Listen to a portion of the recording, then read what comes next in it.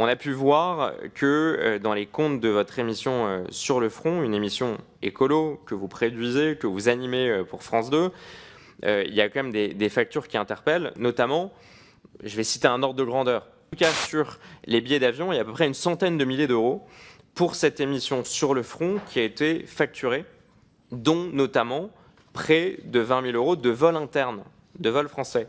Évidemment, nous avons parfois recours à l'avion parce qu'on ne peut pas aller au Ghana en vélo, on ne peut pas aller en Amazonie pour montrer l'impact de la déforestation importée, on ne peut pas y aller à la voile et on ne peut pas aller au Bangladesh pour l'exportation illégale de certains déchets plastiques à la rame. Donc, vous avez, semble-t-il, dépensé 13 fois plus de frais de taxi à Paris que le montant qui avait été validé au devis. Je ne vais pas forcément révéler les montants, mais ça représente une augmentation de 1200% de vos frais de taxi parisiens par rapport au devis que vous avez présenté à France Télévisions. Scène incroyable, en commission, le rapporteur révèle que l'émission écologiste Sur le front a généré environ 100 000 euros de billets d'avion, dont 16 000 euros de vols internes français et surtout une explosion de 1200% des frais de taxi parisiens par rapport au devis initial. Hugo Clément, qui affirme publiquement avoir arrêté l'avion, doit se justifier. Est-ce un point de rupture pour vous? Dites-le nous en commentaire. J'ai pu lire une interview de vous, monsieur Clément, le 15 juillet 2022 dans le magazine Elle, qui vous interroge sur le dernier geste green que vous avez adopté. Vous expliquez alors, je vous cite, « J'ai complètement arrêté de prendre l'avion pour mes déplacements personnels. Je m'applique cette discipline, quitte à ce que ce soit galère. Ce n'est pas un petit geste, car quand vous prenez l'avion régulièrement, c'est la chose qui pèse le plus lourd. » Fin de la citation. On a pu voir que dans les comptes de votre émission Sur le front, une émission écolo que vous produisez, que vous animez pour France 2, il y a quand même des factures qui interpellent, notamment, je vais citer un ordre de grandeur. Parce qu'on m'explique qu'il ne faut pas que je donne des montants trop précis pour éviter de violer, soi-disant, le secret des affaires qui ne tient pas, en tout cas, dans l'ordonnance de 1958. Mais en tout cas, sur les billets d'avion, il y a à peu près une centaine de milliers d'euros pour cette émission Sur le front qui a été facturée, dont notamment près de 20 000 euros de vol interne, de vol français. Par exemple, on ne trouve aucune facture qui concerne des dépenses de train. Il y en a aussi de location de véhicules. Comment est-ce que vous expliquez ce décalage entre, et c'est louable, une exigence personnelle de ne pas prendre l'avion, vous l'expliquez dans une interview au magazine Elle, et en même temps, pour le service public, sur les comptes qu'on peut lire, des lignes importantes, plus d'une centaine de milliers d'euros, qui concernent notamment des dépenses d'avion, notamment des vols internes. alors sur l'absence de train, ça je peux vous confirmer, monsieur le rapporteur, que soit c'est une coquille, soit vous n'avez pas bien regardé, mais la grande majorité des trajets pour cette émission se font évidemment en train, puisqu'on tourne l'essentiel de nos séquences en France. Il y a évidemment une différence entre ce que j'essaye de m'appliquer dans ma vie privée, notamment pour mes vacances, en réduisant le plus possible le recours à l'avion, et ce qui est rendu obligatoire par un travail d'enquête et par une émission d'investigation qui doit notamment remonter des filières internationales. Je vous donne un exemple très concret, celui de l'émission d'hier soir. Je ne sais pas si vous l'avez vu, monsieur le rapporteur. L'émission d'hier soir, je ne sais pas si vous l'avez... Non, vous ne l'avez pas vue. Je vous invite à la regarder parce qu'elle est vraiment très intéressante, où nous avons notamment remonté une filière d'exportation illégale de déchets électroniques français. En l'occurrence, nous avons retrouvé des ordinateurs de la collectivité du département des Bouches-du-Rhône en Afrique, au Ghana, à proximité d'une énorme décharge sauvage.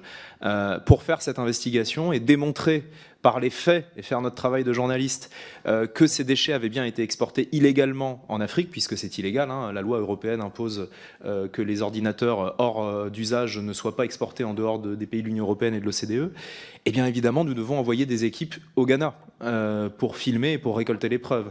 Donc il est indispensable par moment d'avoir recours à l'avion pour compléter ces enquêtes, mais elles ont toujours un lien avec la France. On ne part jamais à l'étranger pour se faire plaisir ou faire des belles images. On remonte des filières et on envoie des équipes à l'étranger quand c'est nécessaire pour démontrer par A plus B une situation sur laquelle on enquête. Et je pense qu'on pourrait nous faire le reproche inverse, à savoir de nous contenter de récupérer des images que nous n'avons pas filmées nous-mêmes par des gens que nous ne connaissons pas, sans aller vérifier sur le terrain pour des enquêtes aussi importantes.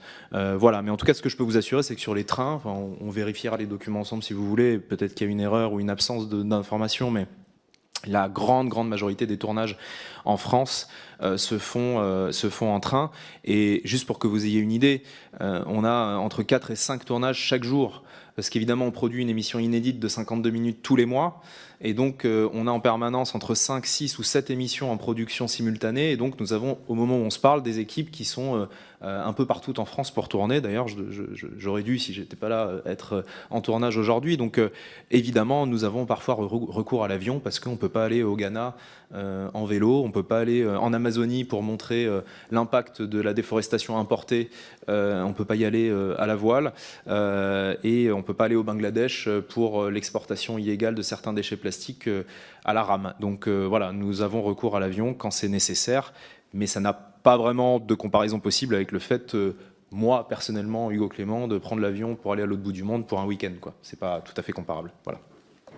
Merci pour votre réponse. Bon, je vous confirme, hein, et je pourrais vous montrer le document que m'a transmis France Télévisions. C'est un document d'audit interne sur l'ensemble des différentes lignes qui viennent justifier les dépenses liées à votre émission. On voit avion, avion vol interne, location véhicule, taxi Paris, taxi étranger, mais il n'y a pas d'autres lignes. Il n'y a pas notamment de ligne de train. C'est probablement une erreur, hein, je vous crois. Simplement, voilà, c'est le document que j'ai, que je pourrais vous montrer. Vous expliquez que parfois, il n'y a pas le choix. Vous évoquez des pays lointains comme le Bangladesh, et vous évoquez une forme de nécessité. Bon, il y a pourtant 16 000 euros de vol interne, de vol français, qui, je pense, peuvent en tout cas être compensés par des trains. Deuxième et dernière question sur le sujet, parce que je ne veux pas que cette audition ne tourne qu'autour de ça, mais ça permet de bien comprendre cette conciliation entre exigence personnelle et aussi professionnelle de votre mission, et en même temps ce que vous appliquez au titre de France Télévisions. Dans l'audit que France Télévisions m'a transmis, on voit que pour cette même émission, sur le front, vous avez, semble-t-il, dépensé 13 fois plus de frais de taxi à Paris que le montant qui avait été validé au devis. Je ne vais pas forcément révéler les montants, mais ça représente une augmentation de 1200% de vos frais de taxi parisiens par rapport au devis que vous avez présenté à France Télévisions. Là encore, on ne parle pas de déplacements au Bangladesh ou dans des pays très lointains, on parle de déplacements parisiens. On peut lire d'ailleurs dans le thème de l'émission Sur le front qui est présenté par France Télévisions, je cite, Hugo Clément nous emmène au plus près des femmes et des hommes qui se battent pour défendre la planète. Comment est-ce que vous expliquez cette augmentation aussi importante de frais de taxi parisiens, alors que la thèse et le sens de votre émission, c'est d'aller rencontrer des gens, pas forcément à Paris, qui se battent pour défendre la planète? Alors, j'ai pas le détail de tout ce que vous dites. Il faut simplement comprendre la réalité d'une émission de télévision. Quand vous vous déplacez, et c'est le cas pour les équipes, avec énormément de matériel, par équipe de 2 ou 3, avec 4, 5, 6 sacs à transporter, des éclairages, des pieds de caméra, etc. On peut pas imposer aux équipes d'y aller en métro, d'y aller en vélo, parce que c'est tout simplement logistiquement pas possible la plupart du temps. Est-ce qu'on essaye d'y être attentif? Évidemment, on essaye d'y être attentif. On ne fait pas de déplacement juste pour s'amuser, c'est pour le besoin des enquêtes. On fait en sorte de réduire le plus possible notre bilan environnemental. Et je vous invite à regarder les émissions parce que aujourd'hui, la quasi-totalité des séquences, à quelques exceptions près, comme celle du Ghana que je vous ai citée, sont tournées en France. Et c'est vraiment une émission qui a vocation à parler de ce qui se passe en France et des Français. Donc on y est attentif, on essaye de faire en sorte d'avoir le moins de dépenses possible sur ces taxis, sur ces avions, etc. Parfois, malheureusement, c'est indispensable pour le tournage. Et si vous voulez, c'est toujours un peu le même reproche qu'on peut faire aux gens qui s'engagent sur les questions environnementales, c'est oui, tu défends l'environnement mais tu as un iPhone, ou tu défends l'environnement mais tu as mangé de la viande le week-end dernier. Bon, c'est une forme de course à la pureté dans laquelle je ne m'inscris pas forcément. Je pense que l'idée, c'est de savoir de quoi on parle, d'informer les gens, d'essayer chacun à notre niveau de faire des efforts sur les domaines qui nous semblent accessibles, sans aller pointer chez l'autre systématiquement ce qui nous semble incomplet ou insuffisant. C'est vraiment pas dans cette posture qu'on est, nous, dans cette émission. émissions. Et je vous invite vraiment à regarder les émissions, monsieur le rapporteur, parce que vous verrez que je parle pas en l'air. C'est une émission d'enquête qui parle des faits et de grands enjeux industriels. Par exemple, dans l'émission d'hier soir, on est allé rencontrer le directeur du BRGM pour savoir éventuellement quelle mine de métaux pourrait rouvrir en France pour réduire notre dépendance par rapport à la Chine. Ce qui n'est pas forcément une posture classique de l'écologie, de parler de réouverture de mines de métaux ou de parler de centrales nucléaires en tournant à l'intérieur avec EDF. On est en dehors des idées reçues et on essaye de faire juste notre travail le mieux possible.